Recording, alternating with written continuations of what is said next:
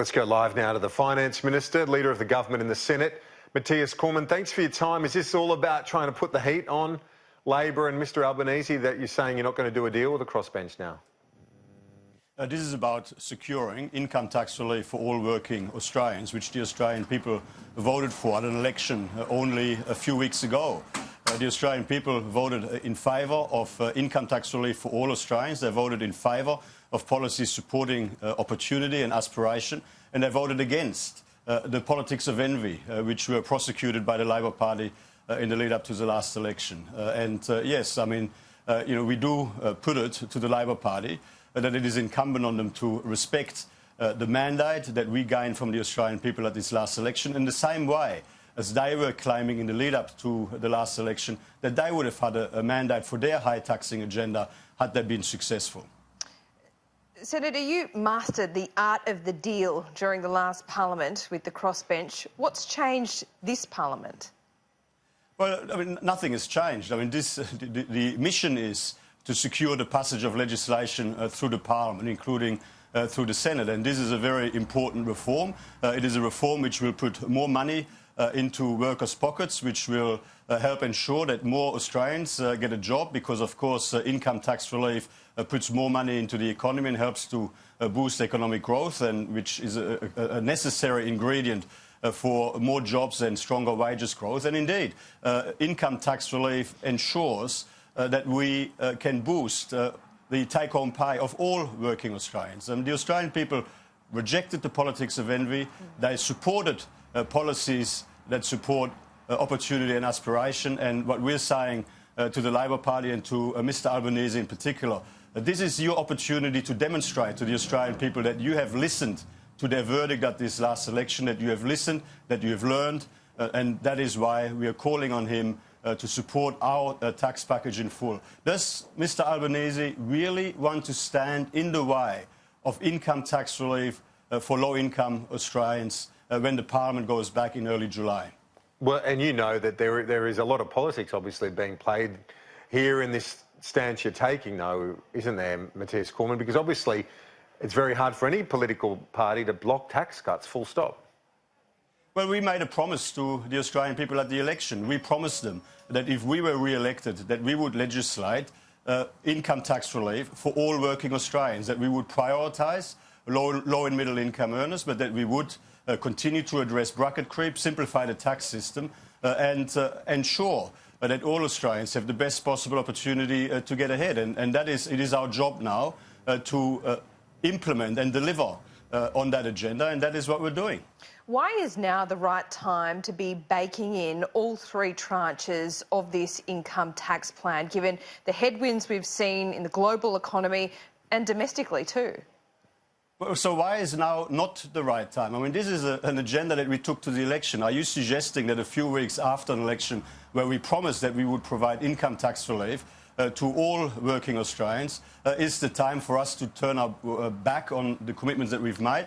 I mean, the truth is, we are putting forward income tax relief for all working Australians in a way that is affordable within the budget. The reason we're phasing it in is because, of course, we have got a whole series of objectives and commitments that we're pursuing. We want to ensure the budget remains in surplus all the way over the medium term and beyond. We want to boost funding for hospitals and schools and infrastructure and all of the other essential services Australians rely on. We want to prioritise low and middle income earners for income tax relief.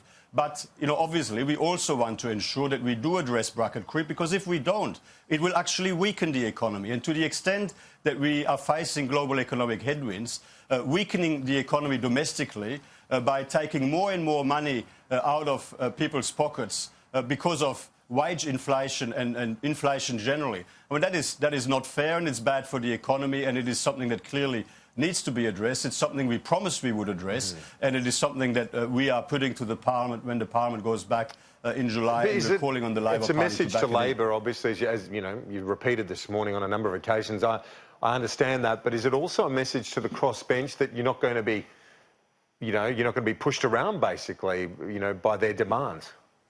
No, well, we will continue to engage in good faith and constructively, of course, with all non-government senators, and a range of issues have been raised. I mean, ranging from a desire for lower energy prices, which of course we share and we are pursuing, and indeed various other issues. I mean, it's very important for your viewers to understand. Our government is absolutely committed to lower energy prices. We have a very ambitious agenda already to bring down energy prices, including by boosting supply of gas into the domestic market. And of course we're prepared to engage with non-government senators in relation to these matters. But in the end, you've got to make judgments on these matters on their own merit. Because a lot of the crossbenchers are grandstanding, aren't they, in terms of their demands? They do that, obviously, to try and get their attention on themselves.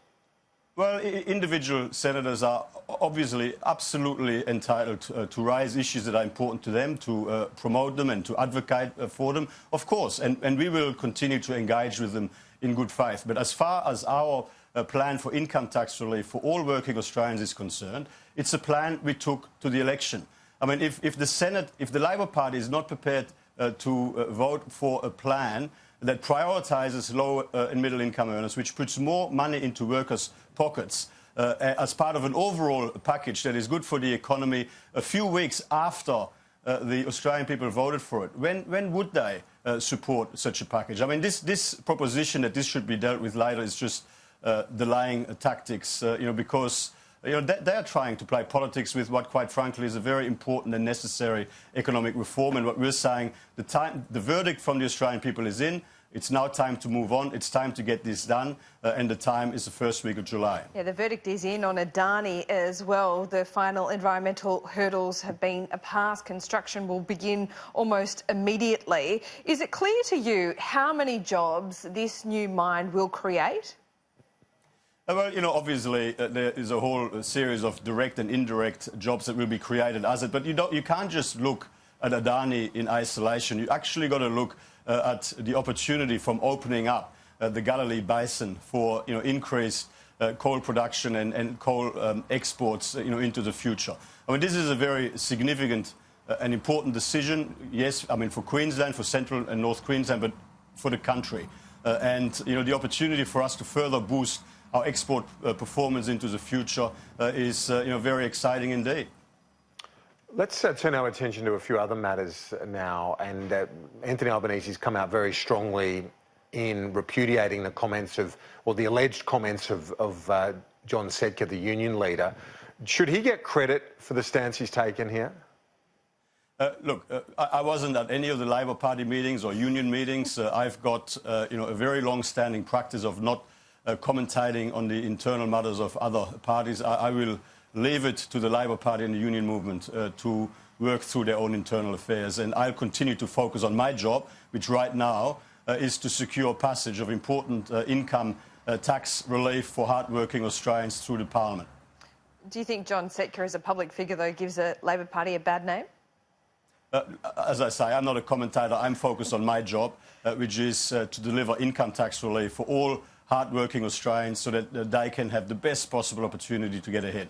New South Wales is flagging another round of asset sales. Is this something you'd encourage?